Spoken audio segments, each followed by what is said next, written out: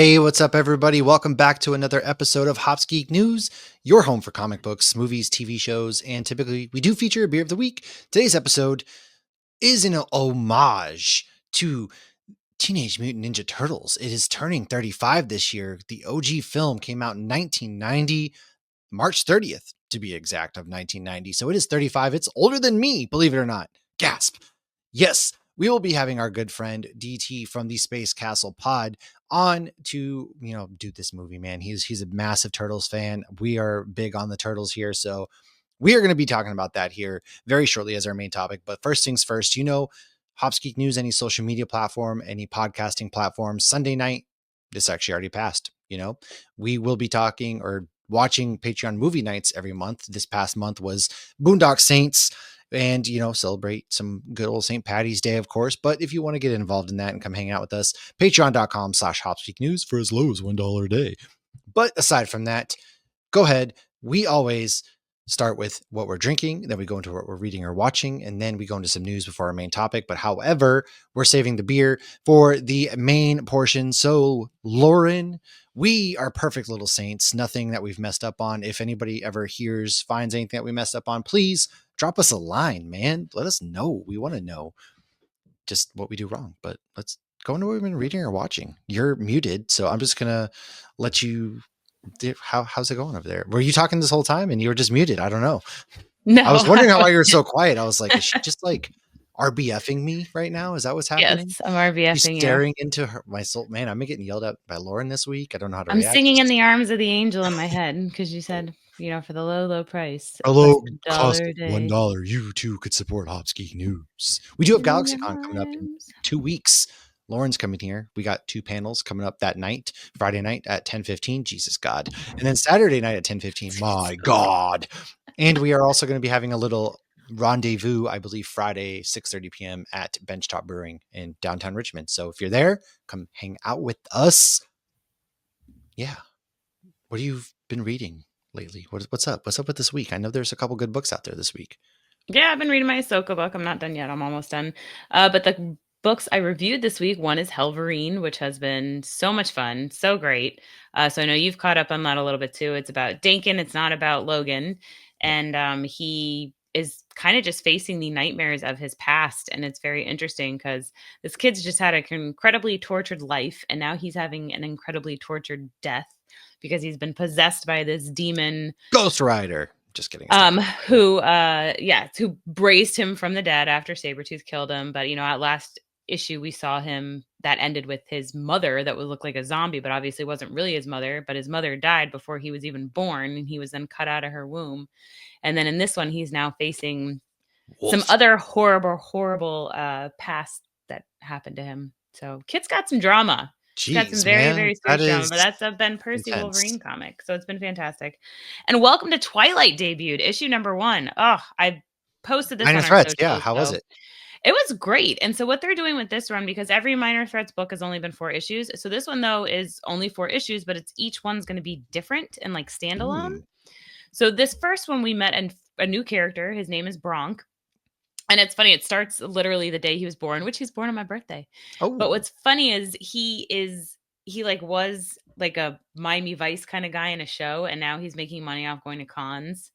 And then he meets this woman who changes his life forever. But it's so funny, and it's like a fun twist on an urban legend. And I mean, I can't really say anything that I didn't already post on our socials, but it's so great. And the covers for some of the upcoming ones are showing old characters like Barfly and Crab Louie. Oh, wow, that's cool. Frankie. So yeah, we're going to get little one-offs with them too. And so that's been great. If anybody's not familiar with Minor Threats, that was created by Patton Oswalt, Jordan Bloom, and Scott Hepburn. This specific comic, however, the script was done by Matt Fraction, but story plotting was with Patton and Jordan. So that's really cool. And the artist was Michael Allred.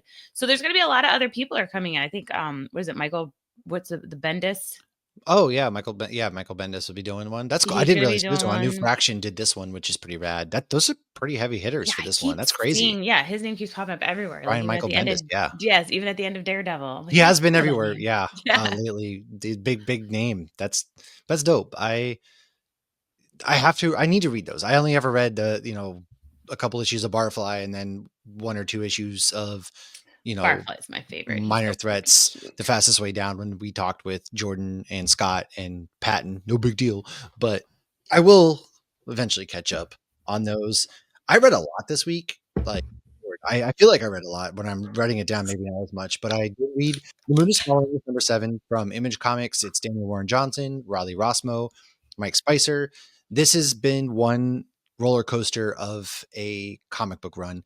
Every time you think you're about to get some happiness and something good, it takes you on another turn. And they actually ended it in a pretty dark manner at the end of this issue. And Sam and Duncan are the parents, their daughter Penny, they're trying to get her back. They're inside her mind essentially because she's in a coma.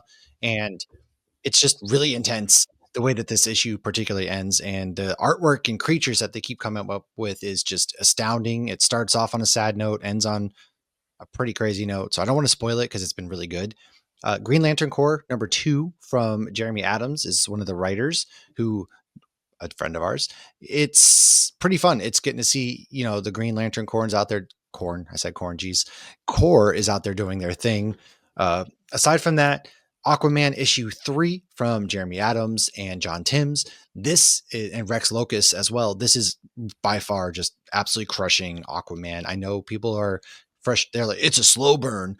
To me, I don't think so. I think we're really diving into a lot of cool core concepts behind Aquaman and diving into a lot of lore with Aquaman.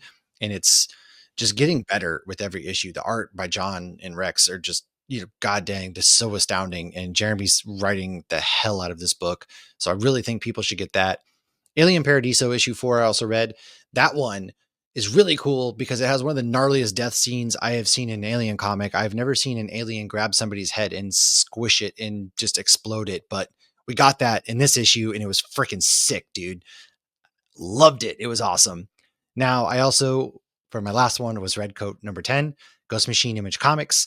This just, Redcoat is my favorite comic book out there right now. I just unapologetically love it. He meets a sharpshooter. She's very famous, Annie Oakley, and he has some doubts. He's going to win money because she's trying. If you beat me in this game at $100, and they go for hours shooting, splitting bullets on an axe, cutting thing, just shooting everything, and then a gang has taken people hostage, and so Simon, you're a great shot. You're a hero. And he doubts himself. And then he finally takes the shot and he kind of learns a bit about himself, but it's tying into a bigger storyline going on right now. Cannot get enough Redcoat. I I haven't read it since the Albert Einstein storyline. I need to catch up. Oh man, it's fun. It's been so much fun. Catch up on Geiger too. I'm behind on that one as well. I'm behind on Geiger. Many good stories. Yeah. But that's Brian Hitch and Brad Anderson. Not Ivan Reese, excuse me. He's doing, Hyde Street. It's Jeff Johns as well, but it's just so good. So damn good. But I watched Traders, the finale, I had to get that in. Haven't watched Deal or No Deal Island yet, but Lauren, we've both been watching White Lotus. Yes. I'm caught up. I'm surprised. I have. I'm officially caught up. What are your thoughts now that you rushed through and got on White Lotus? How I want to go to a beach resort and go snorkeling and lay by the pool and read a book. These people go on vacations and just get to relax. Is that what it's like to go on a vacation without my husband? Because Josh can't sit still. Well, I mean, we've been very fortunate that, between my mother-in-law and my mom, we've been very fortunate to be able to travel a lot without our kids. But Josh can't sit still. No, we don't sit still when we travel. If I want to read a book, it's because he's working. That's why I'm doing the cruise to the Bahamas in hopes that Carrie and I will sit still and just sit there and do nothing. But it's so crazy because the show is it's about nothing. It's just showcasing how ridiculous people are who have so much money they don't know what to do with it.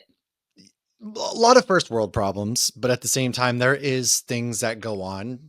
There's murder. Yeah, there's always murder, but it's there's not it's first world problems for rich folks. First season, I did not know was a mystery, so to speak, because they play it out like a certain person passes away, but it's, there's a twist. Yeah. So I thought that it was going to be how it happened, not who it happened to. And so obviously the second one is a complete That's what mystery. I thought too when I first got into it. So it's funny. That's kind of how they play you there. Yeah. Yeah. But no, I'm really liking it. I do miss some of the people in Hawaii because once it was the second season, I was like, wait, we're not going back to Hawaii. I No, love it's that something new, and then resort. season 2 was, with Sicily. Aubrey Plaza and stuff, Well, and and I loved Michael Imperioli. yeah, I'm I a think that was probably my favorite cast, actually. I Season 2. loved Season 1 was Steve Zahn. Alexandra Daddario, excuse me. They had a good cast, but season 2 is probably my favorite cast so far. Season 4, you just wanna beat the crap out of Saxon anytime he's on screen. Tim, Jason Which Isaacs, is he's from who New hangs absolute Jersey. dong in this episode, just he's tripping out about. I don't want to spoil it in case people haven't watched it. He's tripping out, it's just rich people, rich Well, it's also problems, and funny. It's it really is funny. It's like the awkward, like you're just like laughing at it. Like I find myself laughing aloud a lot. because you're just like, what am I But I doing had no here? idea I was gonna. But I think I absolutely loved seeing Michael Imperioli as like an actual grown up, Yeah. because not only is he a grown up, like he's older, he's got grown kids, he's Hmm. completely white in his hair, but I'm so used to him just being the young kid in Sopranos, Yeah. Yeah. and so it's so crazy to see him like It that, and is not good. see him as Christopher. I love Yeah, it. I can't recommend, watching White Lotus enough. It's on Max Sunday nights, 9 p.m. Eastern. But real quick, let's get into some news so we can get to our main topic, because I can tell you we're going to have a blast with the Turtles. But first things first, Kevin Smith is doing a comic where Jay and Silent Bob meet Archie. It comes out in July. I know I'm I'm reading excited that. for that. Yeah. Carrie's a big Archie fan as well, so I'll be reading that. Aside from that, we got some Disney news. Yes, Monsters Inc. coaster that is coming to Hollywood Studios that will be replacing the Muppet Show, R.I.P. Muppet Show. Sorry, Scott. Yes, They've sorry, revealed Scott. some concept art. So they're actually showing that the track will be above the seats. I'm Hmm. actually pretty excited about this. Like, I don't like seeing old school stuff close. I'm still mad about the Great Movie Ride. But I remember when I first saw Monsters Inc., I was like, wow, this would be a really cool roller coaster at Disney. And then I Yeah. went on the Monsters Inc. ride Yeah, with in the doors and stuff. Disneyland. Yeah. Yeah, and then we have the show here, so I think it's It gonna be kind of really actually fun, took yeah. them way longer than I ever would have expected, to be honest with you. Well, they have the laugh floor at Magic Kingdom, which is great, Right. but it's not a ride. So, No. and then Robert Downey Jr. is helping Disney with some Disneyland news, because there was like a convention or something going on where some of this was announced, and he said he will be involved in the Stark Flight Lab. I hope they don't actually think that he's Tony Stark and that they still have experts involved. I'm sure they will, of course. Interesting. Apparently, the Fantastic Four, I'm actually kind of irritated at this, only out of sheer jealousy. They're coming to Tomorrowland at Disneyland, which I think is absolutely perfect because this is Yeah. Disneyland's Tomorrowland. Well, all the Tomorrowlands are futuristic depictions that are in the past. And that's exactly what I feel like Fantastic Four is going to be. So that's really cool. Agreed. And then my last piece of Disney news, and then I will let you take the rest of the news, is the Smugglers Run rides, which are the Millennium Falcon rides, in both Disneyland and in Hollywood Studios here in Orlando, are getting a Mandalorian version, but it will not kick off until May 22nd, 2026, which is the same day the movie will kick off. So I'm Yeah. very tempted to go to the parks Interesting. and then go see the movie at downtown or at Disney Springs. That would be fun. Yeah, that's dope. We do have some Star Wars news. Speaking of Disney, the Star Wars Rebels cast. So Vanessa Marshall, who plays Hera, Tia Sakar, Sabine, and Taylor Gray, who plays Ezra, just launched a rewatch podcast actually for Star Wars Rebels, which that's gotta I be want to I gotta listen to listen to that. that. Yeah, I do Yeah. too. We've Her had interview Vanessa was one of on. my favorite interviews we've ever done. Oh yeah, Yeah. it was So I so feel like that emotional. would probably be good. Yeah. Yeah. I'm with you on that one. I need to check that out. And then we're also getting a new documentary that is out about the last few years of Stanley's life, how his handler kind of took him for granted and really abused him and things like that. I don't know if I'm ready to watch that. I don't know if I want to watch that quite I know. yet. I still haven't watched the Superman one just I because haven't either. It's I don't, yeah. yeah. Josh will walk in and be like, "What are you doing? Why are you crying?" Yeah. I'd rather him just not be here. I- Maybe next time he goes out of yeah. town, I'll watch both of those. It's yeah. So what is our last piece of news before we roll into our Teenage Mutant Ninja Turtles? Dude, the Dexter Resurrection cast is going strong. I'm hoping this means the show is going to be good and that they're not using megastars to make up for the lack of the plot.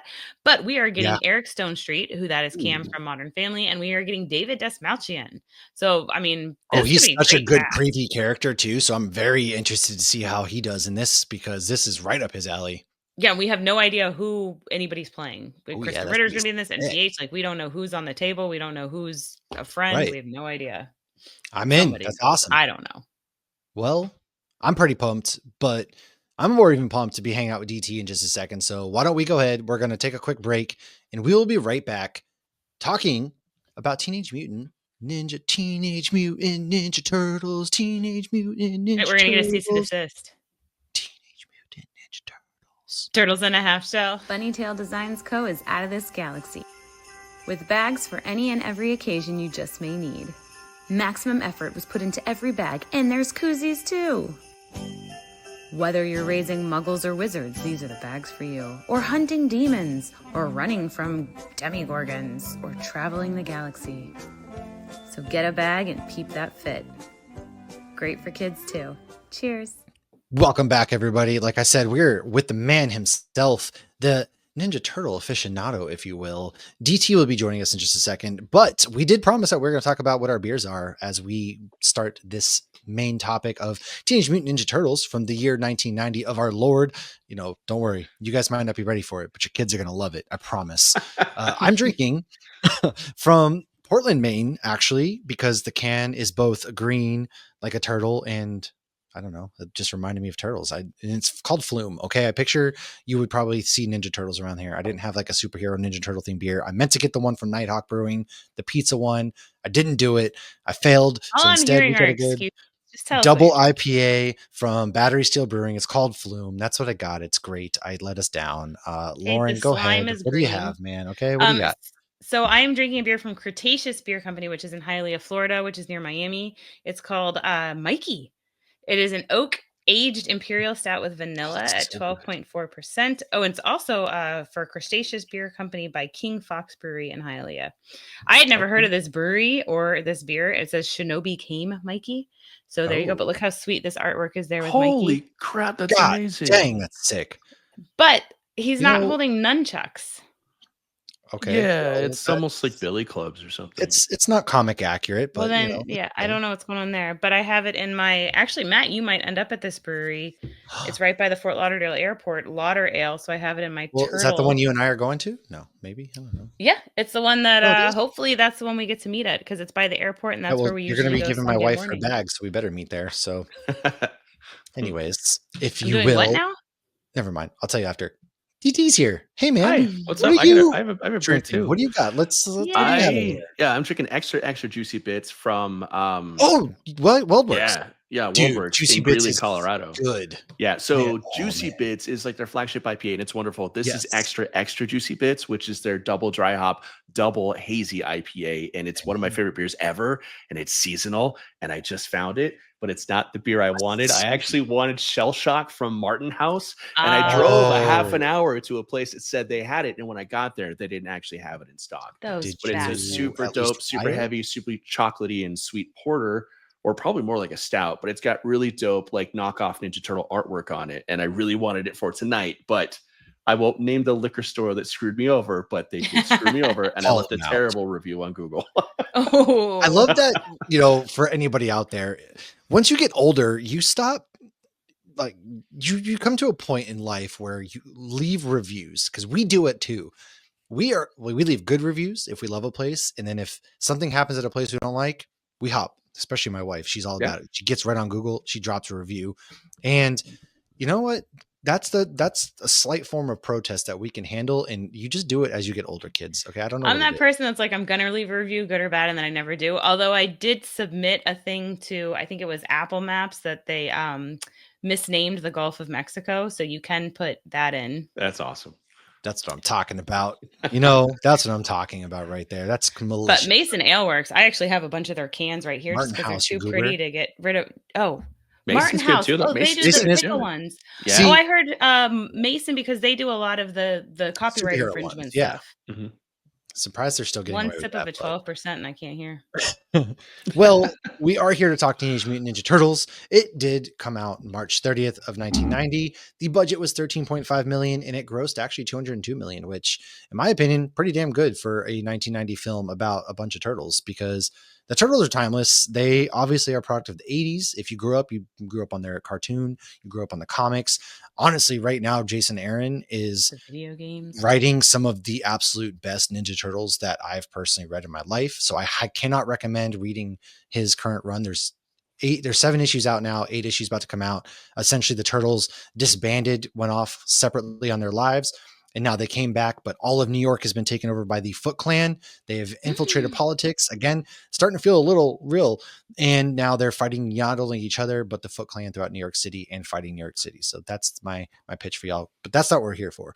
This movie is based on the comic book characters created by Kevin Eastman and Peter Laird. Now, I did get to go to Dover, New Hampshire. They have a nice little sign where the Teenage Mutant Ninja Turtles were there. And I went there at Thanksgiving, and it was awesome. My son didn't care. I was like, you want to come out and see the sign? He was like, it's just a sign. I don't care. I was like, it's real to me, damn it. It's not just a sign. It's just a sign. Stupid. Sit in your play poke, idiot. Did you go to the house where Eastman and Laird lived when they created the Turtles? That's right. They lived together. I just saw the sign that like this is the spot, and then they have the little sewer right out there that's TMNT and everything. The manhole cover. Cool. Yeah, dude, it is rad. It's right near Garrison City Beer Works, I think it's called, in Dover, New Hampshire. So it's near a brewery and then Arcade Brewery as well. So downtown Dover is we used to live. Man, we literally lived 10 minutes from that spot when I was living in Rochester, and they put that there after I left. So of course I made the pilgrimage. It's super cool to see if anybody gets up there. This is the first film adaptation of the characters. It was directed by Steve Barron, written by Todd Langen and Bobby Herbeck, from a story by Herbeck. Stars Judith Hoag, Elias Koteas. I can't spell. You said that correctly. You nailed it. I did. Oh, nice. Heck yeah. With the voices of Brian Toshi, Josh Pice. Oh God, You gave me too much credit. Corey Feldman, who I always forget is in this, and Robbie Rist. How do you forget? Its voice is so distinct. Summary is a group of teenage orphaned ninjas are terrorizing the streets of New York when April O'Neil, a TV reporter, is attacked by a strange creature. And a strange creature comes to her rescue. She's attacked by bad guys. I read what's on the prompter. God, I had a hazy. I need to add more commas. She's attacked. Strange creature comes to rescue. Boom. There you go. That's how she meets Raphael, Donatello, Leonardo, and Michelangelo, better known as the Teenage Mutant Ninja Turtles. They were found as orphans by a ninja fighting rat named Splinter. They were all exposed to a secret ooze, giving them human-like qualities, human-sized bodies, and a love for pizza. Now, when Splinter is captured and the turtles are attacked, they retreat to April's old house with the help of Casey Jones. After Raphael has recovered from said attack, they spiritually reach out to Splinter and decide it's time to go home and find him. With the help of Danny, April's boss's kid, who is incredibly entitled and dysfunctional, they find Splinter. Casey beats up the assistant head ninja with a golf club, and then we hear the story of a bad guy who killed Splinter's master, but he scratched his face. Turns out that bad guy is the leader of the Foot Clan, Master Shredder, who clearly shot at JCPenney for his outfit. Splinter takes him down. He falls into a garbage truck. Casey Jones turns it on, but says, oops. Cops show up. They take down the foot. They're the hand of the law. Take down the foot of the not law. And no one tells them Casey Jones murdered a guy, or was he actually murdered? We don't actually know until the next movie. Then Skeet Ulrich and Justin Hammer tell the cops where their hideout is with all the stolen stuff. April and Casey Hammer reference make out, and everybody lives happily ever after. Or do they? Now, DT, where were you when you first watched? This film holds up to this day. I'm sorry. There was like one line by Casey Jones. Outside of that, it does hold up. It holds up incredibly well. When did you first watch? What was your christening of Teenage Mutant Ninja Turtles? This is gonna fuck you up, dude. I was in the theater opening weekend with my dad. Dude, I was 6 years old. Yeah, I was in kindergarten. Remember? Wow. Yep. Oh, I vividly remember. I was so amped. I was so hyped for the Turtles already at that point. Had the action figures, loved the cartoon, and Dad took me and my sister to go see the movie in 1990. And I think he immediately regretted it because the first 30 seconds, Raphael says a cuss word. And I remember looking up at my dad and saying, did he just say that? And my dad wouldn't make eye contact with me. I think he realized he probably made a really big mistake, and it wasn't the movie he was expecting to take his kids to. But it all ended up wonderful. The movie was fantastic, but it's very different from the cartoons, and it freaked a lot of people out. I mean, as a kid, I was always like, "Wow, Raphael says damn!" Like that's like big deal. It was. He says it a lot. 1990, yeah. This was a kid's cartoon. Well, again, like we're the same age, so I was 6 when this movie came out too. So yeah, it was. Well, Lauren, what was your first experience with this movie? I don't remember my first experience. I just remember this movie and mainly Secret of the Ooze on repeat when we were little. Like when I see New Line Cinema, I'm waiting for Ninja Turtles to start. That or Freddy Krueger.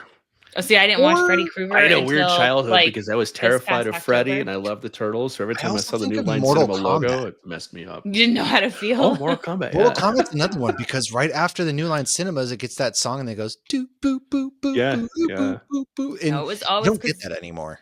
But we watched Ninja Turtles like constantly, and then it was like Yeah. you know, if you had a pizza night or friends over or anything, and then the whole like Pizza Hut thing was big. And Oh man, back when Pizza Hut was a banger, yeah. I remember playing the video game on actual Nintendo where they're like on the roof and it's like doot doot doot Yeah. doot doot doot doot doot. And then All like right, I Lorna's still a have gamer. I'm a little impressed right now. Yeah, Okay, it's awesome. all right, come I on. still have the somewhere. I tried to find it in Logan's room like really quick in between us doing the last podcast we recorded 10 minutes ago. I couldn't. We have Head Pop and Michelangelo, but I lost his pizza. Oh, that's years ago. awesome! Right on. Dang, Yeah. that is sick. So was Yeah. that your like awakening, DT? Was that your moment where you became just obsessed, or were you already obsessed with the cartoons as a 6-year-old and it just grew from there? No, the action figures back in 1998 was actually my first christening for the Turtles.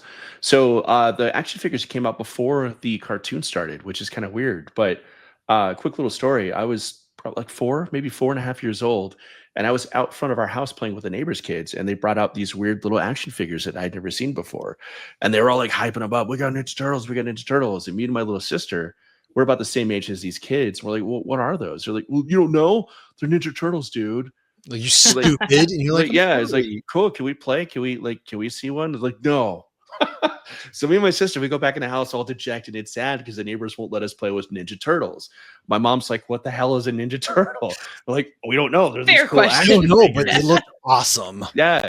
So mom was like, well, get in the car. Let's go get some Ninja Turtles. So That's a badass mom right she was there. great. Yeah. So she took us to the store and we got all 4 turtles and a couple of the villains, came home and fucking made the neighbor kids jealous because we had all the action figures instead of just a couple that they had. So Like, Dude, hold that my is beer. I'm such gonna a go tell power my mom. move. You're gonna make my kids sad.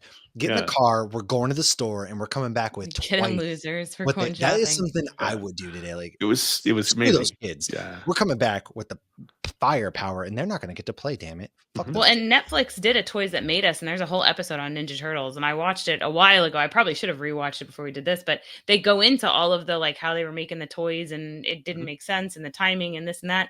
And you see like the 2 creators too. Is it Eastman and what's the other one? Laird. Yeah. Yeah, they were like best friends, and then they had a falling out, and then they were like coming back together. So if you're listening to this podcast, you clearly love Ninja Turtles. So I highly recommend going to Netflix and watching that documentary. It's really cool. Heartstrings, man. Absolutely. Yeah. And the project that they finally got back together over and kind of reconciled and sat down and wrote together is one of the best comics I've ever read. Ninja Turtles were not. It's currently very famous. I don't want to ruin the episode of the Toys That Made Us because it's a really good episode, but that comic is really, really good. And it makes me a little bit sad that we missed out on like 30 years of collaboration between Eastman and Laird because they still had it, man. They still had it. It's one of those rare moments where they later in life and careers, they come back together, you know, and it's almost as if no time has passed at all between the two of them. It's instantly collaborative, and it's sad to see, you know, it's almost like Ramis and Bill Murray, you know, they had their falling out for the longest of time. And it's, you think about, man, what could they have done together? Or just how many massive Blink 182. I mean, I know that's silly to say, but well, no, I mean, realistically, because their latest album was a kind of return to that old school feeling. Yeah, you know? it's been so fun to get to see the 3 of them together again. They're having fun again, and it really is. I mean, just look at any of them that have falling outs. It's bound to happen in one way or the other. But kind of a niche reference is Under Oath. They broke up. They've one of my favorite bands. They broke up, and I just got to see them on their 20th anniversary of They're Only Chasing Safety, and they look like they're having the most fun in their entire careers. So it is nice to see, and they still got it. But seeing Eastman and Laird, they came back together, and honestly, man, between this and The Secret of Ooze, we have never gotten a better live action Ninja Turtle 1-2 punch than these 2 films. In my opinion, the practical effects and the suits still hold up today. I think if you're doing a Ninja Turtles, that's how it has to be done when compared to Michael Bay, for example, who went CGI route and they just look abysmal. Right. You know? Yeah, the fight scenes are fantastic in this. And because they did the practical effects thing. It's like with Jurassic Park. Pretty well considering it's first of all, it's 1990, so we don't have the effects we have today. Yeah. And they're these bulky suits that they have to wear. They did something with the time. I don't know the movie lingo and whatnot, but how they filmed it, they made it so that they like kind of sped it up or something. They filmed it in a certain amount of frames, so it made it look like Oh, they yeah. were moving faster. But that was because the costumes were constricting. And But, claustrophobic. The actors had to constantly take the heads off because they were like Josh Paice, who played Raphael. He was extremely claustrophobic. So in between takes, they had to like detach the head and like get him out of it because he could only be in that thing for so long. But, so I read that fun fact and I didn't write it down because I'm like, I bet DT's going to know this fun fact. Oh yeah. Oh, I know a lot of. I know that Ernie Reyes Jr., who actually went on to play Kino in Secret of the Ooze, was the stunt actor performer for Donatello in the first movie. Ooh. So yeah, he gets to come back and actually be on camera for the sequel, awesome. Which is pretty rad. Yeah. That is cool. And I know they've done some cameos in the later movies too. Mm-hmm. I'm not gonna lie though, like I didn't see the Stephen Amell ones. Was that? Oh yeah, he was. I forgot he was Casey Jones. That's right. Yeah, he's the Michael Bay ones. Human being now. It's because like I'll get to it. I did see the and one. They with never Megan. took his career off like he thought he would. Was the one with Megan Fox, or that's not the same one? That same is. Movies. She was April O'Neil, and he was Casey Jones. Yeah. Was she in another? She was. Did she? There were Transformers. Two of those. Yeah, there was okay, the first so then one. I saw the one with her, not with Amell. Yeah. Okay. Okay. I'm like, I couldn't get through those movies. I'm not going to forget Stephen Amell. I mean, I will say like Seth Rogen's, the movie that was animated that just came out was good, but I liked it a lot. Yeah. I think I don't like the newer animation with them. That's I like fair. the classic Turtles. Fair. But we're not talking about those. We're talking about this movie. I turned it on yesterday to watch. And if my son wasn't grounded from TV for a while, he would get to watch it with me. He was very interested. He would come down and be like, "You still watching your movie?" I'm like, "Yeah." And he tried to linger and be that whole, "What are you watching?" And Teenage Mutant Ninja Turtles, you're missing out on some good stuff. And congratulations, you played yourself. Exactly. And really, dude, it did hold up. I love the animation scene where they're showing Splinter's backstory, and it's the little stop motion of the rat growing bigger and everything like that. There was they did it on like 8mm, they said, but it is so funny to see the little. Yeah. What were some of your guys' It's like Ratatouille. It's like Remy. Oh yeah. What were some of your guys' favorite scenes in this movie? Because I love the whole sequence when they're in the house and they're fighting. It's kind of claustrophobic, and I always love the Hands outfits. They're these bug eyes and the whole Foot Clan. I said the Hand because I'm thinking Daredevil, but here's a fun fact though. That's not unintentional. Exactly. Yeah. The Hand the foot is supposed to be like a nod to Daredevil and the Hand, and the ooze is toxic waste that exposed them and they got powers. Same thing with Daredevil. So that wasn't Lauren, intentional. why don't you just some fun facts before we get to our favorite scenes then? Well, it's funny. Like when I first was watching Daredevil, I kept thinking like the Hand, I kept thinking of the foot, not knowing the Hand came first. So the costumes were actually created by the one and only Jim Henson. While he didn't love violence in the movie, he said they were the most advanced creatures he had ever worked on. It's kind of funny. He doesn't love violence, but yet Miss Piggy's always beating up on Kermit, that poor guy in a very dysfunctional marriage. Okay. Domestic abuse. It took a lot of convincing to get Jim Henson on board. They really had to tell him that it wasn't about the violence and the fighting. It was very much a family story and coming of age. It is. Yeah. Well, it's interesting watching it now because I don't look at it as violent. Maybe because we just have so much more violence today. I know. But it's like, the kids see a lot more violence in cartoons. I mean, my kids aren't watching Invincible. It's so funny how back then, seeing the word damn, like they said damn, right? No, even then. He said, damn. Well, even for that, for 1990, your dad was, oh my God, just appalled. But in today's, say you take your kid to an MCU film, right?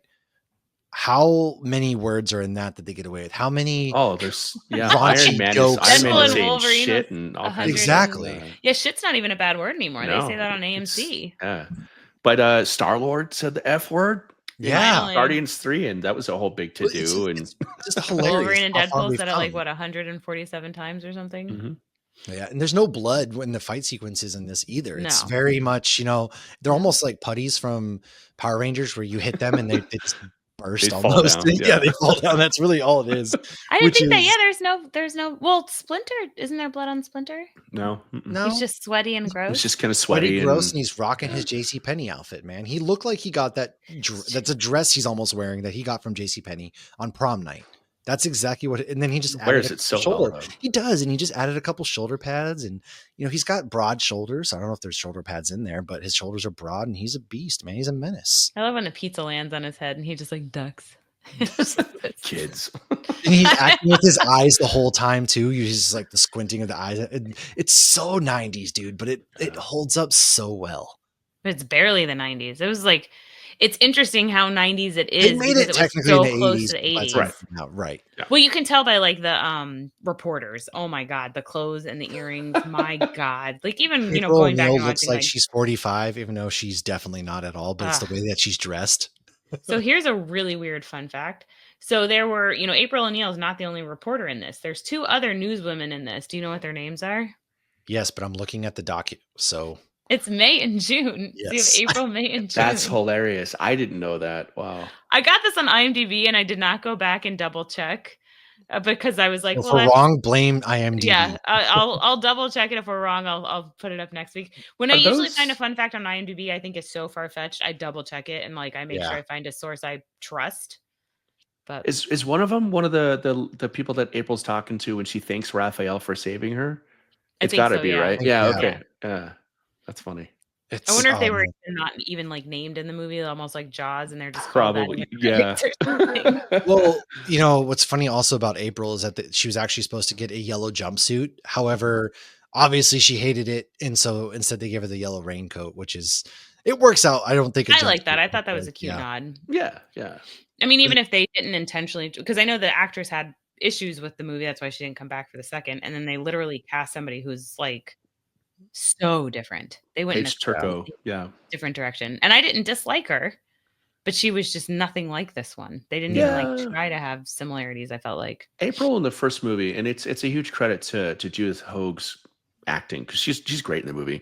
Mm-hmm. April is a character with agency, and she's very much a character who's every bit as important as the Turtles or Casey Jones in is, and she's got moxie and she's got spirit. Yeah. And when they went back and vibes. Yeah, totally. And when they went back and they made Secret of the Ooze, April was very much more like set dressing. You know what I mean? Yeah. Like she's just kind of there out of sort of like obligation. And they tried to go back with the third movie and give April more of that attitude and more of that moxie. And it just doesn't quite work. Like the actress Paige Turco just wasn't quite on the same level as Judith Hoag, sort of like just raw charisma. You know what I mean? Right. Mm-hmm. So yeah, April's always been sort of an up and down character in the whole franchise, honestly. Well, I mean, honestly, yeah, and even looking at today's, I feel like the most recent film, the animated one, they kind of brought back that moxie, but it was animated, right? And so it was easier to kind of do versus whatever Megan Fox was doing. I did not get down with that personally because I felt like it was such a miscast. I forgot she was even April. I was just thinking she was some random person. Well, I think a lot of us largely forget those movies existed because Sheamus, who was a WWE wrestler, actually was in these movies too. Funny enough, I just blocked the movie out. I forget which one he was, but he was Rocksteady. Yeah, that's right. I think he was. Yep. He was in that, and it just the whole movie. Oh God, terrible, awful, insulting. It is such a. When you're comparing these two movies, it's funny because Michael Bay, right? He's coming off the Transformers hype, and he did a really good job with the first Transformers. Can't say that. Yeah, first one was fantastic. Yeah, and so when we got this, there was a lot of hype behind when he came out, and it was just seeing the turtle designs and how. I don't know what it was for me when you compare these two. They're turtles. They're not short and stocky, but they have like vastly different versus the Ninja Turtles that are CGI'd where they're very tall and aliens. They look like they belong in the movie Signs. Yeah, the Michael Bay like turtles, they're like 4 Incredible Hulks. They're like 7 feet tall. They're huge. They're massive and they're bulletproof and they're lifting cars and it's crazy. But I mean, the 1990 movie is obviously much, much closer to the original run of Mirage Comics, or at least the first 2 issues. And they are short. They're like 5 foot nothing, maybe shorter than that. They deliberately cast shorter actors. They're all much shorter than Judith Hoag was when they were making the movie. But it's very much in line with like they're cute and like obviously they sold a bunch of action figures and whatnot, but they're all still mutant turtles and there's still like a weird sort of creepiness to them in like a delightful way. Dude, it was great. The first scene with Casey Jones. I mean, Casey Jones is beating at the guys in the park, and then he's got the hat he's pulling down, and he's got the trench coat on, and he's got the deep voice. I don't want to fight you. Yeah, it's very childlike. It's like a Brooklyn accent. They had such a great. Obviously, they were young actors playing them, but the childlike wonder is what they captured really well in this movie, The Turtles. They were very not immature, but they weren't afraid in They a were naive sort of way. teenagers. Exactly. It was Yeah. exactly what you would think. They were just out there having fun. And And they're teenagers that have to live in hiding. Yeah. yeah, that's a In the big one. sewers, which probably does a lot to your psyche. I mean, and then Ugh, and your Casey health. Jones is there. Oh, you're claustrophobic. We're spending the night down here. Oh, you're claustrophobic. Okay. And- So that was the one line that did not age well at all. He's like, no, I've never looked at a man in my life. That was his response. I don't think it's aged as badly as a lot of like John Hughes jokes and stuff like that, where That was it's the first- deliberately made to make Casey Jones look ignorant, and they all laugh about his sort of ignorance in his, because he's a bro. Exactly, he's a bro, and he doesn't mean to be. Like, it's not written as a joke where the guy is like prejudiced or like hateful or a bigot. He's just really insecure, and we know he's insecure from the jump. Yeah, well, it's the early 90s too, though. So but I felt like that was the only line that I feel like wouldn't make it into the cut today. Maybe. Well, and maybe in calling April they probably babe, would, because even then it's not outside of that though. Well, and the not kids anything smoking crazy. cigars. I don't like. think that would happen today. I don't think Okay, you'd see a 12-year-old smoking a cigar today. I do love. Well, you never know. I don't know. Have you been to Brooklyn, New York lately? I don't know. What these kids I doing was there out in January. I didn't see any 12-year-old smoking cigars. Maybe I was You going to know, the wrong well, places. all the 12-year-olds look more like they're 18 these days, so you might have. Who knows? Right. What are they feeding them? I don't know. Dude, some of those kids look like they were Logan's age, and they're like, well, like shooting pool and playing poker. They're all hanging out in Master Shredder's, down there, and they're all children. Did Master Shredder like? Do you guys have cigarettes? You want regular or menthol? All right, let's do this. Let's get some of our favorite. That was Justin Hammer, right? Yeah. Oh yeah. Sam Rockwell. Like, why does this guy look familiar? He was also the creature who attacked April at her van at the very beginning. Oh, he was. Oh, bad timing. Yeah. All right, let's get our favorite scenes. And DT, what are some of your favorite scenes, quotes from this movie? Because there's a lot. Oh man, I have two, and they're very early on. If you humor me, let me talk about both. The first one is obviously very early in the movie, and it's after Splinter has kind of talked to the Turtles after they had their first fight, and they saved April, and he talks about the fact that, hey, you guys need to be careful and need to like do what you got to do and like fade in the shadows, because there's gonna be a time where I'm not around. And they all kind of react to that very like starkly and very surprised. Yeah, they're children. And they're like, yeah, what? And there's that scene later on after Michelangelo's ordered the pizza where he goes out to sit by himself, and Donatello skateboards up and sits down next to him, and they have this conversation. And Donatello's like, hey, how's it going? He said, pizza dude's got 30 minutes or 30 seconds or something like that. And they have the conversation where Donatello asks Michelangelo, is like, hey, have you thought about what Splinter said tonight about what it would be like not having him, like if he wasn't around? And Michelangelo, it's played off as like a funny moment, and you laugh about it when you're a kid. When you watch it as an adult, Michelangelo's completely deflecting because he doesn't want to deal with that shit emotionally at all.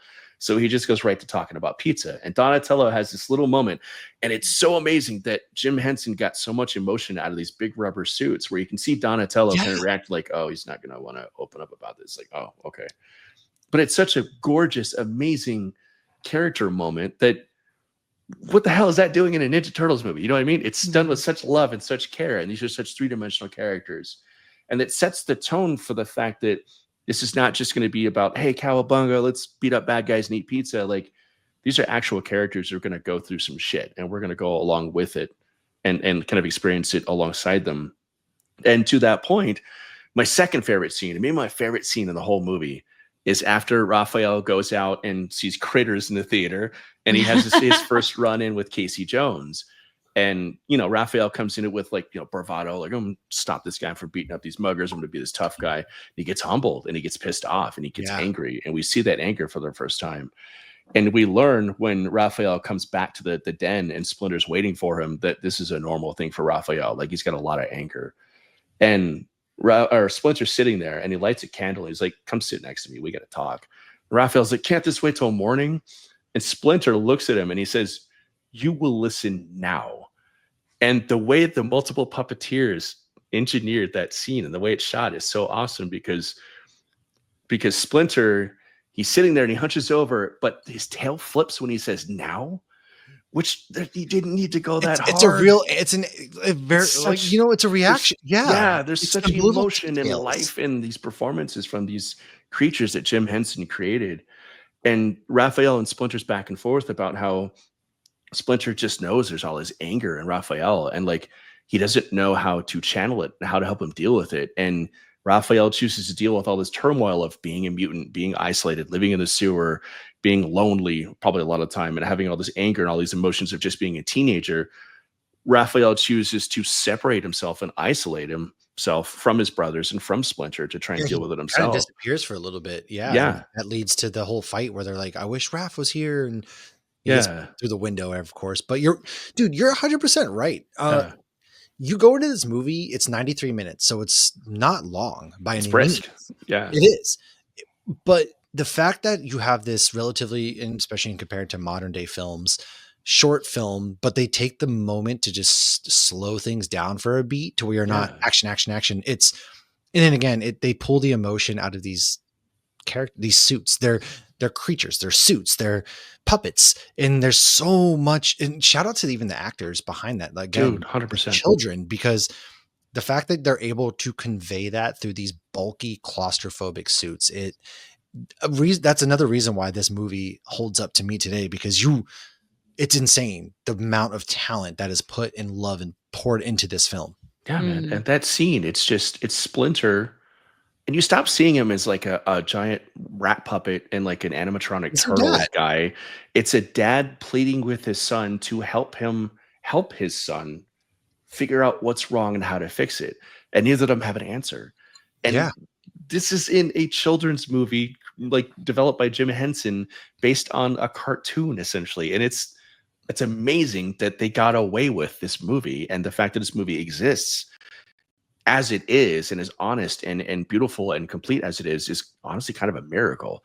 Right, and continued on. Yeah, but it's just a beautiful scene between two performances that should not be as good as they are, in a scene that should not be as well lit or well staged or just well blocked and put together as it is. They're in a sewer.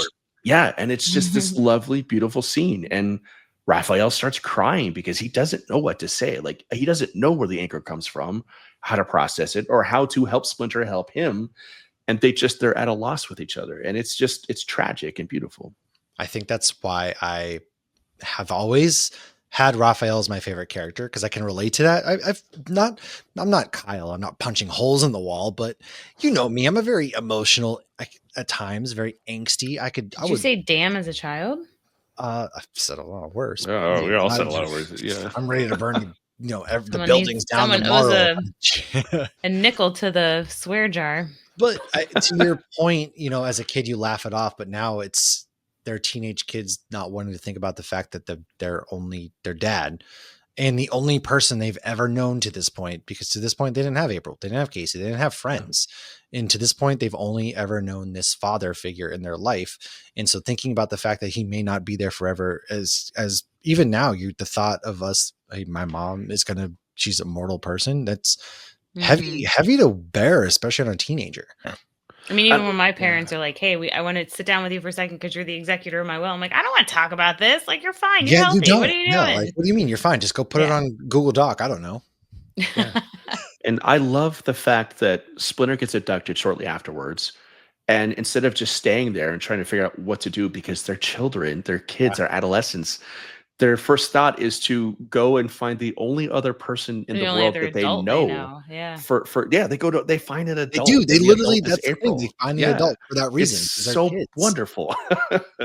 It's so smart and so honest and so wonderful. It's great. Yeah. Shout out to my son again, who found the only other adult in Portugal when he got lost. I've heard that story.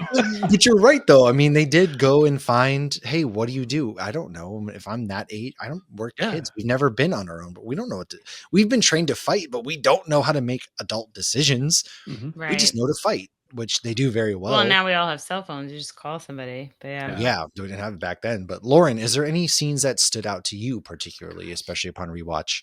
It's so funny because, like, as a kid, there's so many that stick out. Like, because I'm rewatching it, I'm waiting for, when is it Mikey who gets his head in the fish tank? And then he goes, Donatello. Okay, I didn't remember who it was, but I just remember the sound that it made when he spit it out. Yes. So that was one of the things they did later on to try and lighten the tone of the movie, was add all kinds of weird little goofy sound effects, because that's a relatively intense scene, despite the turtles are joking around and like hopping around and crap. It kind of sticks out as a sore thumb in a lot of ways, the sort of inherent and like transplanted zaniness into that scene, for but it is no awesome. reason. But I still love it though. You know, as an adult now, I'm rewatching it through the lens that I watched it as a kid. So I'm like fine with that stuff. That stuff doesn't bother me because I'm like waiting for it and I'm excited for it to happen. So I don't know that I can pinpoint something. I know that one of the scenes I always loved was April drawing Leonardo. That's probably why one of the reasons he's my favorite. I love that drawing, and like I've loved drawing since I was old enough to hold a pencil, and I loved watching her sketch it, and I love that one picture of him just sitting outside the bathroom when Raph is in the tub. But one scene that I found absolutely phenomenal rewatching it as a grown-up, which I never would have picked up as a child, especially because I had never been to New York, nor had I had any awareness of the people in New York, was there's a scene where like Raph like rolls over the car of like a cab driver or whatever. And then he's just like, where are you going? And I was just like, that's actually quite hilarious. What's that? I had no idea. So unbothered. Right, completely unbothered. It's New York. You don't know what you're going to see. Just another day. In the late 80s, early 90s in New York, and that time frame was a weird place, man. Yeah. But even nowadays, since I've been in New York, I've seen costume weird characters everywhere now on the streets, which is hilarious. And so all sorts. The guy in the back of the cab, it was like, what was that? See, why did I write down fun facts? Yeah, I'm sorry. I know the fun facts. Go for it. That was the dude who played Raphael, both in the suit and the voice. He was the only one who actually did the voice and did the suit work too. But all of the actors have very small bit cameos, and you can only see them for like a split second in the movie. But his is the most prominent. He's the dude in the back of the cab. Looked like sort of like a 6-foot turtle in a trench coat. So you have Josh Pius, who plays Raphael and voices him, plays a passenger. And then Michelin Sisti, who plays Mikey. He plays the pizza delivery man who delivers the pizza to the turtle sewer, which I think is hilarious. I always remember that as a kid too, him sliding the pizza through the thing and me thinking the pizza's gonna fall.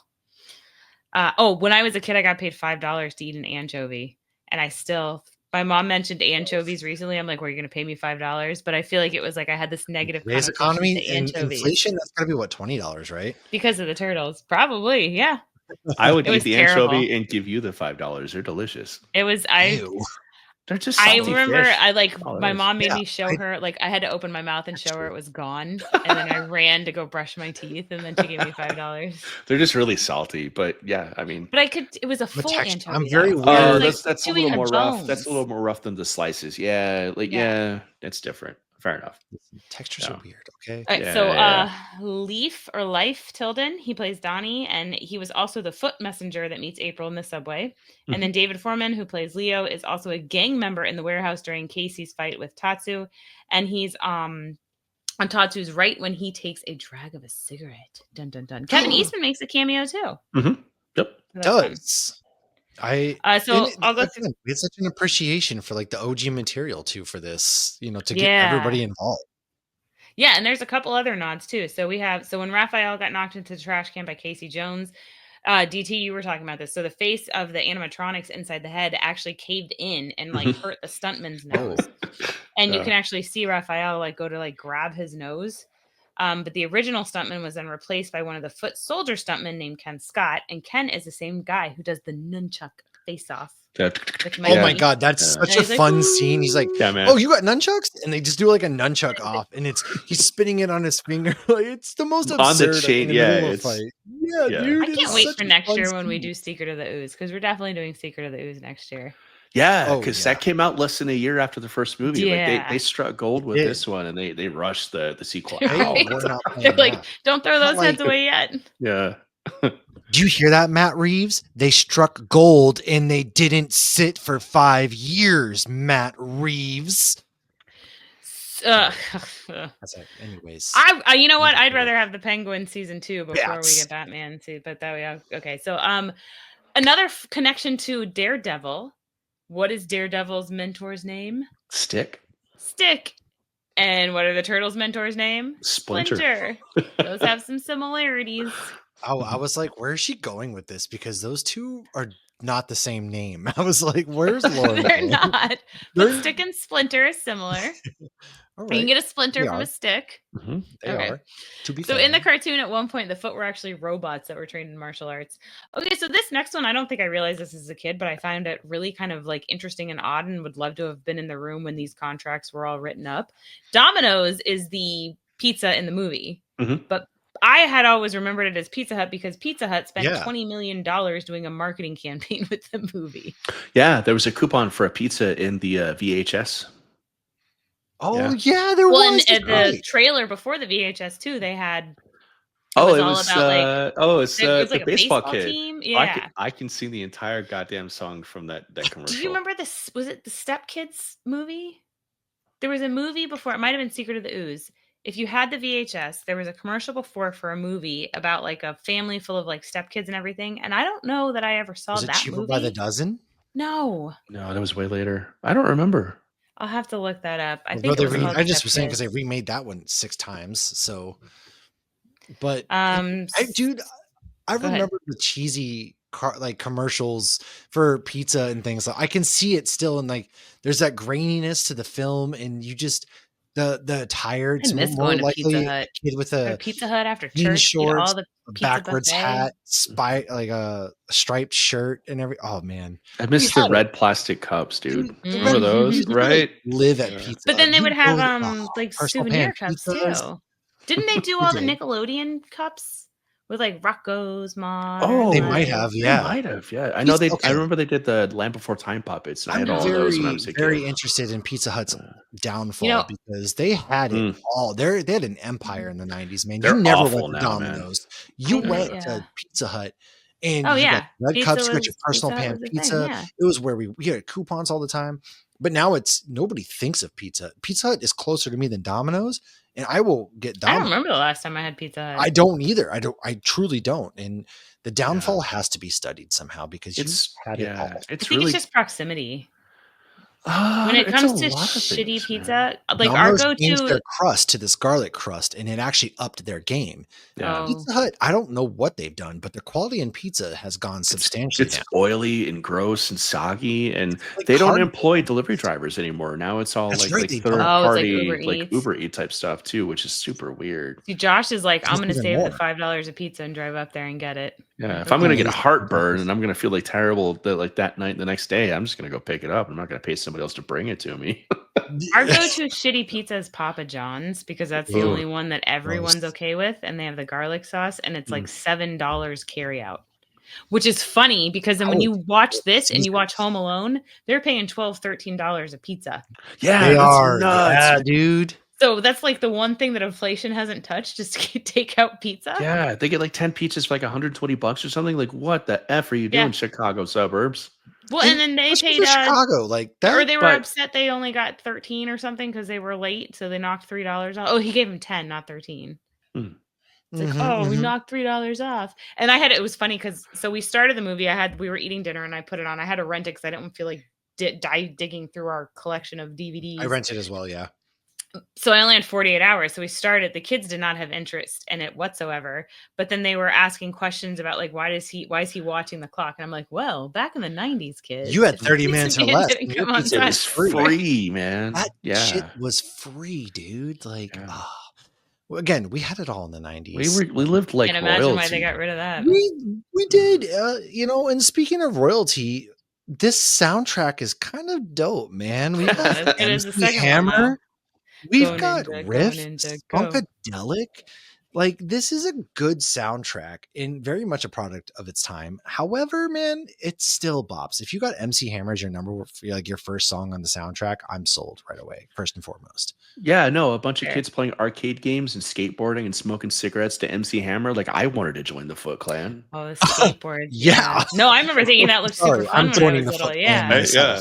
They're eating Burger King and like messing around with stereos and listening to MC Hammer. Like, that was the life back in the late 80s, early 90s. Holy There crap. weren't any wanted to be girls them in so there, bad. though. Well, they That's were all fine. 13. They didn't like girls yet anyway. So, yeah. They were What? a No, year but why away weren't from there liking orphan girls. girls? It was all Girls about. like stealing stuff, too. Like, Did you like smoking cigarettes, playing arcade games, and pizza, and stealing stuff, I guess. I don't know. I liked it a lot more when I was that age than I do now. Yeah, Lauren's We'll see how the much... economy continues on at this point. You might have to develop a taste for it again. I stole something once. I felt really bad and I gave it to my friend, but I did Lauren's it. gonna come up here for GalaxyCon, and next thing you know, I'm gonna find her at like a back alley smoking a cigarette and a leather jacket. I'm like, Lauren, what happened to you? But regular or menthol? I liked cloves because you could they tasted yummy on your lips. I have a fun story about tobacco and the fact that I don't smoke. As a kid, I did, right? I'm allergic to cigarettes, so I never did but that. I think it's disgusting. I think we all are because they kill I don't everybody. like cigarettes. I don't like the feel in your mouth. I also don't chew tobacco or Zins or any of that. So we went to a gas station, my friend and I. She does the Zins and all that. And what are Zins? Is that they're pouches like that you put in there, but you don't have to spit. Yeah, that's it. Interesting. And the nicotine pouches. And so she's like, crap, I forgot my wallet. And I was like, all right, I got you. But then I was like, wait, I've never actually bought pouches before. How does this work? What do I say? So she told me what to say. I say it to the lady. I want a pouch, like a kangaroo one? Well, I went up there. I was like, can I get wintergreen number 6 a can? And the lady just looked at me blankly. And I was like, hello? And she goes, we're all out. And I was like, now I don't chew tobacco, but I'm pretty sure that's it right behind you. And so it started to feel like I was buying for an underage kid because I turned around and I was like, mind you, she's 26, I'm 34. And I was like, hey, so what other flavors does she like? Because I wanted to not make it seem like I'm buying for her behind me. She's like, oh, no, they have it right there. And I was like, oh, okay. The whole thing felt like a drug deal. I felt like I was buying for 10-year-olds outside the store who were waiting for me to bring their Zin pouches out. And so, yeah, I don't know, man. I still would hang out this place. I'm just not smoking cigarettes, I guess. Yeah, you don't have to smoke cigarettes. Yeah, there's hard liquor there too, I'm sure. Oh yeah, there we go. Now we're talking. Yeah. Me and Justin Hammer talking about our future robotics program that we're going to steal from Tony Stark and how we're going to get a Russian guy and his bird to take over the Empire. I'm just saying. Well, and Skeet Ulrich was in this too. He was. He was in Ninja Turtles? Started his This is what started his serial killer empire. He's next to Justin Hammer towards the end. He doesn't have a speaking line. And was that when Casey Jones beats the shit out of Tatsu? Yes. Oh my God, you're right. So when I saw him, I'm like, is that? And I didn't believe it, and so I Googled it, and then it's like, yeah, but he doesn't really have a speaking line. But that might have been how he ended up becoming a serial killer. He's like, those damn turtles, they never talk to me. And Nev Campbell and Scream always watched Ninja Turtles with Jamie Kennedy, so he decided he was just going to kill everybody, and Matthew Lillard joined because he said Scooby-Doo is way better, dude. And they just started killing everybody. That's exactly what happened. So actually, here's a fun fact with them. So at the end of the movie, one of the orphan teens, who is Sam Rockwell, aka Justin Hammer, tells the police chief to, quote, check out the East Warehouse over on Lairdman Island. Yeah. That's a nod. Did you say that before? No, but I had it in my head this whole time. I was waiting for an opportune time to flex that. The second Matt shuts up about buying tobacco for underage kids. Matt, did you tell us your favorite scenes yet, Matt? I don't think we got to yet. I loved, in the park where Casey Jones, we first meet him, and that was obviously one. And then the whole fight sequence where Raphael, he first gets thrown through the window and they're all fighting, and you got the Foot Clan just looking ridiculous with their outfits, man. And they go into the nunchuck, just a nunchuck off. It was the most absurd shit ever. But then they go into like an actual brutal fight beatdown where they dogpile. I think it was Donatello, maybe they dogpile him. It was Leonardo. Yeah, they dogpile Leonardo at one point.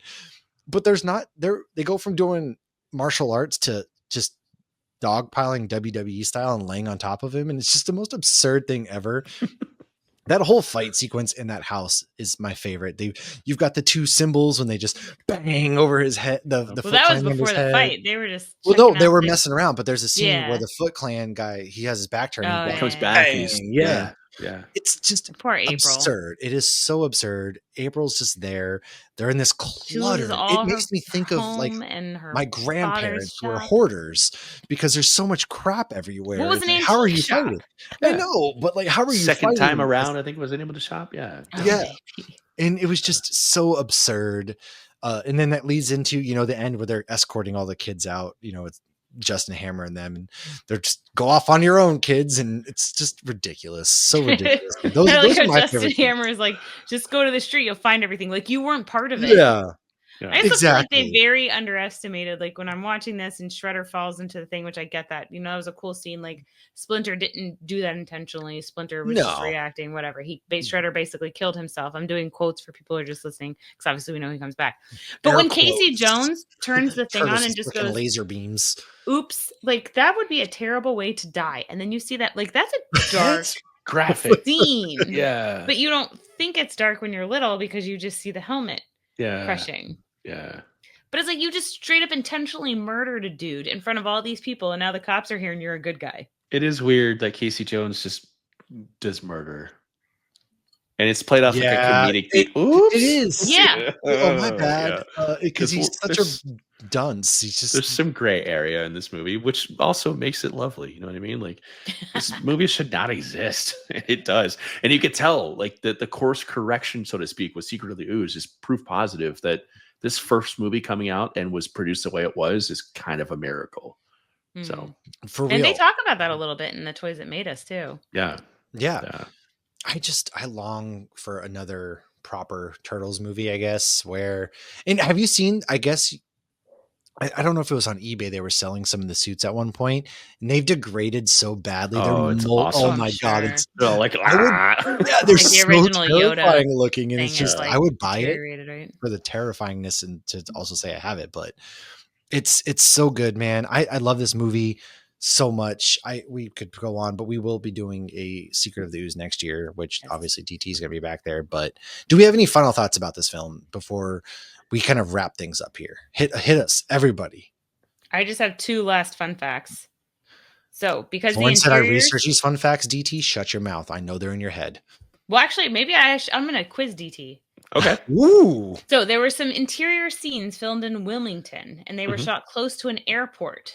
Did that impact the turtle heads in any way, shape, or form? Yeah, the radios and the animatronics got all messed up and they would glitch out and they would have to stop takes. Yeah. Oh, There you that's go. cool. Yeah. Damn, DT. So Okay. yes, and it was also very crammed in those heads too, with all the motors and whatnot. So my last fun fact, which will lead us into Secret of the Ooze, in the original trailer, there's a shot of the turtles rising up in what looks like a swamp. That shot was cut, but we do see it in Secret of the Ooze. I thought you were quizzing him. Oh, okay. I was gonna, but I was kind of like, I don't really know where to ask a question Lauren's because I kind of ruined the quiz beforehand. Lauren's is Supernatural, DT's is Turtles. I can't wait until we do 20th anniversary of Batman Begins because there was a point in my life. Oh my God! No, this is 20th of Batman. I can't. Yeah, yes, it's Batman Begins. Rachel. Yeah. Rachel. I literally can quote every line from that movie. I don't know what it is, but I think DT's going to have to come back for Batman Begins when we do that because that's coming up soon. We never did Tarzan. We should do Tarzan. Was that a 30th, 20th? I don't know. It came out in 1999. Oh, then nothing. It's not anything yet. Okay, you got 4 more years, dude. Okay. What's going to happen? Are we going to get to Tarzan or is the world going to end? Who knows? But at this point, toss a coin, I guess. We do have there's so many movies celebrating anniversaries. I know there's Heat for its 30th anniversary. Where's the van? Get the van. Are they ever going to make Heat 2? Is that going to happen or not? Yeah, like, they were talking about who's left? Val Kilmer? I mean, is Al Pacino going to do it now? Role, obviously, because the guy can't talk. But Ashley Judd. Al Pacino just had a kid, so he's probably going to be in for the money. He just had a kid? Him and Robert De Niro both have like toddlers right now. Yes. I don't think that's healthy. It's not. Well, no, they're 9,000 years old. I was just reading something on like the male DNA has way more to do with the biology of the baby and the placenta than people realized beforehand. Oh, yeah. Oh my 80-year-old sperm is probably not a good thing to I think pass that's on. expired. Yeah, no, totally. 100%. Oh, gross. Well, like the pizza in the movie that they do the Okay, I'm just going to say that real quick and then I'm done talking. Yes. So Danny's like, I think I have some pizza laying around here. They don't go to the fridge. They open a pizza that's been sitting on the table for 2 days. Yeah. There's literally a fridge in the background. Nothing's going to kill them. Danny didn't put the pizza in the fridge. It's not going to bother them. Domino's. It was fine. Domino's in the 90s? Yeah, actually, probably. It was perfectly fine. Yeah, it was probably more unnatural than the turtles themselves in the 90s. Would you call it supernatural? Yeah. No. Okay, I'm done. Anyways, DT, where can people find you each and every week. I know you put in some intense work on YouTube, man. Your videos really are impressive. Thanks, man. It's always impressive. And if you can, everybody go to his Discord. He has a great Discord channel that I fail often at getting into because I just like Schitt's Creek. Oh, I banned you. Schitt's Creek. Oh, that probably explains it. Actually, that makes sense. I would ban myself. Sometimes I think about banning myself from our Discord channel, just especially when I put hey, there's a girl talking about the best dick she ever got was from a guy in Crocs, and everybody just looks at me like I'm weird, and I'm she didn't say dick. She said wiener. That's so much worse. Okay, she probably couldn't say dick on TikTok. I don't know, but the best dick she ever got was from a guy in Crocs, and I was like, guys, look, guys in Crocs can fuck, and everybody just looks at me like a parking lot of a Raising Cane's or something. Like it's probably I couldn't finish the video. It was a cookout. Once she said wiener down in Crocs, I was out. Yeah. All right. Anyways. Where can people find you now that we've completely gone off on some craziness? Yeah, man. You can find me at youtube.com/@SpaceCastle Show, or you can just do the easy route and go to SpaceCastle.net. Sorry. Or look in the show notes. Honestly, people, just look in the show notes. Because honestly. And yeah. when he says it. There's a link to the Discord in every episode on YouTube, and please come hang out. We always have a blast. It's a great community. It's wonderful. It really is. We've done some hangout sessions through the SpaceCastle Discord. It's fun meeting a lot of just chill people, man. I mean, he's got everything out there. You know, you want to talk beer, you want to just talk, the main deck, you want to talk sports. There's a lot of shit talking in the sports there. Schitt's Creek gifts. Schitt's Creek, speaking of Schitt's Creek gifts, it's pretty much everything out there. It's a fun community. And DT's friendship has really meant a lot that we've gotten to do this. So can't wait to see more of you this year, video wise, of course. While we hang out. I took a little break just because I'm in the process of moving. So if you're watching this on YouTube and you're seeing behind me, I normally have stuff on the walls, and I normally don't have boxes behind me. I don't live like a serial killer, I promise. I'm just about to move. The guy in a with week, the mask on his head. Well, that's it. The 40-year-old man with a Ninja Turtle T-shirt and the knit cap with the boxes and the empty walls. Yeah, I'm not crazy, I promise. But no, 2025 is going to be huge for SpaceCastle once I get settled and everything kind of gets straightened out in like my personal professional life. It's going to be a super exciting year, and I'd love for everybody to jump on board and come hang out with me. But in lieu of that, please check out hopsgeeknews because it is literally my favorite podcast. It's wonderful. And your YouTube channel just hit 1,000 subscribers. You guys are fucking big time now. We need to figure out how to get on your level. First of all, that's our next goal. Is now we got there. Now we need to figure out how to streamline things and get better. But you know what? We'll get there. We haven't given much love to YouTube as much until recently. By the time Ninja Turtles is celebrating their 50th anniversary, we'll have this down. No, that's not even that long ago. Wait, that's 15 years. Like 20, 15 years. Yeah. I can't even imagine. Wow. Anyways, shout out to everybody who comes and joins our Patreon. If you hop into our Patreon, you get to come hang out with us. We do movie nights, and every single month we do all sorts of fun stuff. You get ad-free episodes. So if you don't like hearing the ads, I'm sorry. First of all, like Spraker hosts us, and there's a skip button for a reason. I do it every time I listen to Bill Burr. He starts off with Toyota, and I hit 30 second. You can do that too. Wait, Bill Burr has a podcast? Yeah, it's awesome. I listen to Bill Burr because I really relate to him as an old, angry Bostonian man. And everybody is finally discovering Bill Burr because he's been calling out Elon Musk and how much he hates billionaires lately and how that stuff. And so everybody's just like finally discovering Bill Burr when it wasn't from Mandalorian. No, surprisingly. And he does talk about how his daughter wants Star Wars, and he doesn't like Star Wars. And it's funny. Yeah, he's not actually. Yeah, he just took the job. And he's in the best episode of Mandalorian, which he was in Breaking Bad too. Well, he's on Broadway right now, actually, even. And so he's got some chops, and he actually has a special coming out on Hulu March 14th tomorrow. Oh shit. So I saw that. I was like, yay, a new Bill Burr stand up. He's talking about like he's at the drop dead age. That's what it is. Dead. Yeah. I personally don't. He's one of my favorite comedians. I don't go to stand-up comedy, but I did go to Bill Burr last year, and I can tell you right now, he was absolutely. It was in North Carolina, Greensboro, North Carolina, and so he was making a lot of jokes about how Confederacy and all that, and he had all these old white people laughing. So if you can do that in that kind of area and setting, I went to a brewery actually before. But yeah, anyways, tangented off. Shout out to our patrons. We've got Riley, Corey, Lynn, Tabby, Scott, Patrick, Stacy, Jess, Tracy, Micah. I love all those people. Yes. And they're all in our Discord. So come hang out in our Discord as well. We're there. And we'll see you guys next time. Lauren, did you have any final thoughts before we get on out of here? Go listen to Bill Burr's stand-up. He's really funny. That's true. That's true. The Monday morning podcast too, if you just need something. And I just learned that. I'm gonna have to go. There you go. And he dropped TPS reports in The Mandalorian. That's funny. He did. I love Bill Burr. And with that note, listen to Bill Burr. He's a star. I love him. If he ever doesn't listen to this, just know I love you, Bill.